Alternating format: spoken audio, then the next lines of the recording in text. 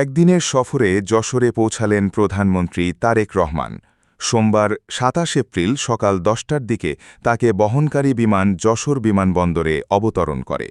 এর আগে সকাল ৯:১৫টার দিকে প্রধানমন্ত্রী রাজধানীর গুলশানের বাসা খেতে হজরত শাহজালাল আন্তর্জাতিক বিমানবন্দরে পৌঁছান। জানা গেছে, সরকার প্রধানের দিনের কর্মসূচি শুরু হবে বেলা ১১টা ১৫ মিনিটে যশোরের শার্শায় উলশি খাল খনন কর্মসূচির উদ্বোধনের মাধ্যমে।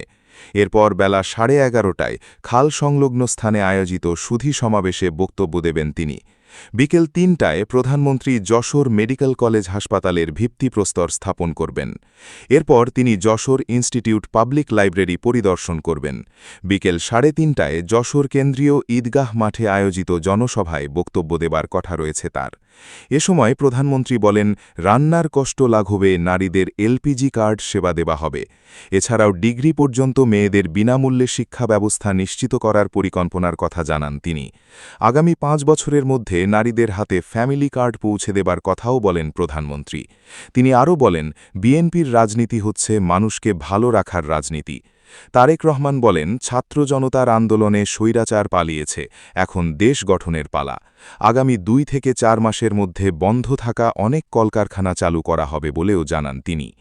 এ সময় খাল খননে স্বেচ্ছাসেবী হিসেবে কাজ করতে স্থানীয়দের আহ্বান জানান। পাশাপাশি জনগণের কর্মসূচি যাতে কেউ ব্যাহত করতে না পারে সে বিষয়ে সবাইকে সতর্ক থাকার আহ্বান জানান তিনি। জনগণের লুণ্ঠিত অর্থ জনগণকে ফেরত দেওয়া হবে বলেও উল্লেখ করেন প্রধানমন্ত্রী।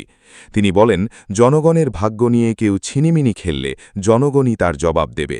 সরকারের দেওয়া প্রতিশ্রুতি অক্ষরে অক্ষরে বাস্তবায়ন করা হবে বলেও জানান তিনি।